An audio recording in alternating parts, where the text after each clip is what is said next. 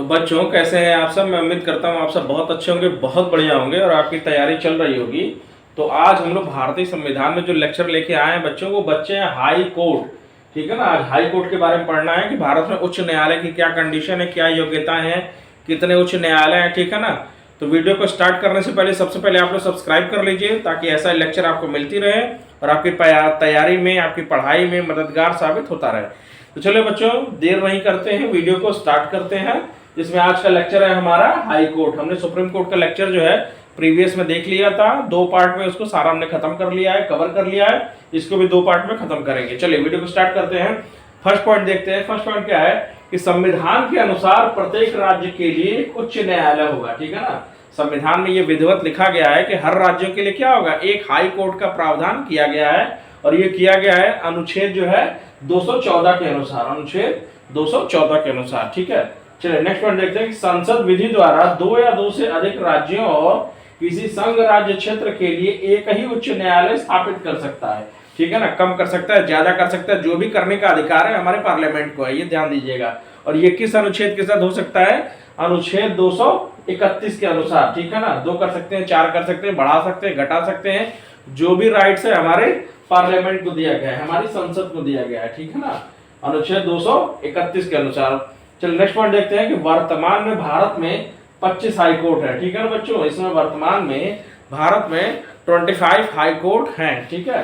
चलिए next point देखते हैं कि उच्च न्यायालय के न्यायाधीशों को उसी प्रकार हटाया जा सकता है जिस प्रकार उच्चतम न्यायालय का न्यायाधीश पदम्युक्त किया जा सकता था। तो प्रीवियस ईयर के लेक्चर में मैंने सुप्रीम कोर्ट का बताया था। तो ठीक उसी विधि से ही हाई कोर्ट के भी न्यायाधीश को क्या किया जा सकता है, हटाया जा सकता है। ठीक है ना। सेम पैटर्न है। चलिए नेक्स्ट पॉइंट देखते हैं कि जिस व्यक्ति ने उच्चतम न्यायालय में स्थायी न्यायाधीश के रूप में कार्य किया है वह उस न्यायालय में वकालत नहीं कर सकता। ये ध्यान दीजिएगा। जिस भी कोर्ट में जज जो है वहां प्रैक्टिस किया हुआ है, उस कोर्ट में वो दोबारा वकालत नहीं कर सकता है। इसकी मनाही हमारा संविधान देता है। ठीक है ना। इसकी मनाही हमारा संविधान देता है। वह दूसरे उच्च न्यायालय अथवा उच्चतम न्यायालय में वकालत कर सकता है। ठीक है ना। देखिए यहाँ प्रोविजन थोड़ा सा चेंज है कि उसी कोर्ट में तो वो नहीं कर सकता है, लेकिन दूसरे हाई कोर्ट में और सुप्रीम कोर्ट में वह वकालत कर सकता है। ठीक है ना। चलिए नेक्स्ट पॉइंट देखते हैं कि राष्ट्रपति आवश्यकता अनुसार किसी भी उच्च न्यायालय में न्यायाधीशों की संख्या में क्या कर सकता है, वृद्धि कर सकता है। अगर राष्ट्रपति को ऐसा लगे कि किसी हाई कोर्ट में न्यायाधीशों की संख्या कम है और उस कोर्ट पे बर्डन बहुत ज्यादा है, केसों का लोड बहुत ज्यादा है, तो क्या कर सकता है, एक्स्ट्रा वकीलों की नियुक्ति, एक्स्ट्रा जजों की नियुक्ति जो है, वृद्धि जो है वो कर सकता है। ठीक है ना। अथवा अतिरिक्त न्यायाधीशों की नियुक्ति भी कर सकता है। उसको ऐसा लगे कि कुछ केसेस में अगर एक्स्ट्रा न्यायाधीशों की जरूरत है तो क्या कर सकता है, वो नियुक्ति जो है वो कर सकता है। और ये करने का अधिकार किसको है, ध्यान दीजिएगा, ये करने का अधिकार जो है राष्ट्रपति महोदय को है। ठीक है ना। राष्ट्रपति ये सारी चीजें कर सकता है। चलिए नेक्स्ट पॉइंट देखते हैं कि राष्ट्रपति उच्च न्यायालय के किसी अवकाश प्राप्त न्यायाधीश को उच्च न्यायालय के न्यायाधीश के रूप में कार्य करने का अनुरोध भी कर सकता है। कोई ऐसा जज हो जो रिटायर हो गया हो और दोबारा उसको राष्ट्रपति अगर को ऐसा लगे कि वो उसकी जरूरत है या उसकी योग्यता के अनुसार हम और भी ज्यादा काम जो है वो ले सकते हैं, तो दोबारा उनको बुलाया जा सकता है। ठीक है ना। राष्ट्रपति इसके लिए रिक्वेस्ट कर सकता है। चलिए नेक्स्ट पॉइंट देख लेते हैं कि हमारी यूटीज की क्या कंडीशन है। तो केंद्र शासित प्रदेश दिल्ली और जम्मू कश्मीर में उच्च न्यायालय, यानी यूटीज में अगर बात किया जाए तो यूटीज में दिल्ली और जम्मू कश्मीर में क्या है, हाई कोर्ट है। बाकी किसी यूटीज में हमें हाई कोर्ट देखने को नहीं मिलता है।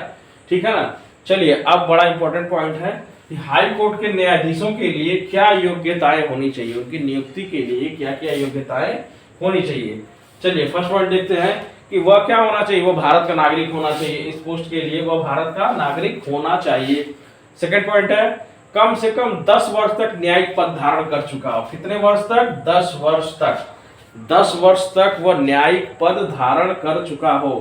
ठीक है। सेकंड पॉइंट देखते हैं किसी हाई कोर्ट में या एक से अधिक हाई कोर्ट में लगातार 10 वर्षों तक क्या रहा हो, 10 वर्षों तक अधिवक्ता रहा हो, यानी राज्य सरकार का वकील रहा हो। ठीक है ना।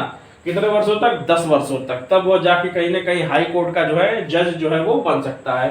नेक्स्ट पॉइंट देखते हैं कि हाई कोर्ट के न्यायाधीश को उस राज्य में उस न्यायालय में स्थित राज्यपाल उसके पद की क्या करेंगे, शपथ दिलाएंगे। जैसे यूपी की अगर बात किया जाए तो यूपी का जो गवर्नर होगा वो हाई कोर्ट के न्यायाधीशों को क्या करेगा, शपथ दिलाएगा। ठीक है ना, इसको समझने की कोशिश, जिस भी राज्य का होगा उस राज्य का राज्यपाल ही उसको शपथ दिलाएगा। ठीक है, चलिए नेक्स्ट पॉइंट देखते हैं कि हाई कोर्ट के न्यायाधीश का अवकाश ग्रहण करने की जो अधिकतम उम्र सीमा है वो है 62 वर्ष। ठीक है ना, 62 वर्ष है। इसको बढ़ाने की बात चल रही है, प्रपोजल दिया गया है, इसको भी 65 वर्ष करने की बात चल रही है, जैसे उच्चतम न्यायालय में है, सुप्रीम कोर्ट में है। ठीक है ना, फिलहाल अभी 62 वर्ष तक ही है, 62 वर्ष हो जाएगा ये अवकाश ग्रहण कर सकते हैं। ठीक है, चलिए नेक्स्ट पॉइंट देखते हैं कि हाई कोर्ट का न्यायाधीश अपने पद से राष्ट्रपति को संबोधित कर कभी भी क्या कर सकता है, त्याग पत्र दे सकता है। ठीक है ना, वह जो है उसको कभी ऐसा लगे कि अब मैं नौकरी नहीं करना चाहता हूं तो वो क्या करेगा, राष्ट्रपति महोदय को इसकी सूचना दे देगा और सूचना देने के बाद वो त्याग पत्र जो है वो दे सकता है, इसको ध्यान दीजिएगा। चलिए नेक्स्ट पॉइंट देखते हैं कि हाई कोर्ट भी एक अभिलेख न्यायालय है। ठीक है ना, अनुच्छेद 215 के अनुसार, जिस प्रकार हम लोगों ने सुप्रीम कोर्ट को पढ़ा था कि सुप्रीम कोर्ट क्या है, एक अभिलेख न्यायालय, यानी जो भी इसके दस्तावेज और निर्णय होते हैं उसको संभाल के रखा जाता है। फ्यूचर में कोई भी कोर्ट, सबऑर्डिनेट कोर्ट इस जजमेंट का क्या कर सकता है, रेफरेंस देके वो कोई ना कोई डिसीजन पे अपना जो है मोहर जो है वो लगा सकता है। ठीक है ना, तो हाई कोर्ट भी क्या है, एक अभिलेख न्यायालय है अनुच्छेद 215 के अनुसार। चलिए नेक्स्ट पॉइंट देखते हैं कि भारत के मुख्य न्यायाधीश से परामर्श कर राष्ट्रपति हाई कोर्ट के किसी भी न्यायाधीश का क्या कर सकता है, ट्रांसफर कर सकता है। ठीक है ना, और वो दूसरे हाई कोर्ट में जा सकते हैं। तो ये किसे किया जाएगा, भारत के मुख्य न्यायाधीश से, यानी सुप्रीम कोर्ट के जज से परामर्श करके राष्ट्रपति महोदय जो है किसी भी हाई कोर्ट के न्यायाधीश का क्या कर सकते हैं, ट्रांसफर कर सकते हैं। इस पॉइंट को ध्यान दीजिएगा। तो बच्चों आज ये हाई कोर्ट से रिलेटेड सारा का सारा लेक्चर हो गया, योग्यताएं हो गई, इसको ध्यान दे लीजिएगा, इससे क्वेश्चन आता ही आता है। ये सारा का सारा जो है पॉलिटी के बहुत इंपॉर्टेंट चैप्टर होते हैं, इसे क्वेश्चन किसी भी एग्जाम में आता है। ठीक है, तो चलिए जाने से पहले चैनल को सब्सक्राइब करके जाइए, वीडियो को लाइक करिए, शेयर करिए और वीडियो देखने के लिए बहुत बहुत धन्यवाद।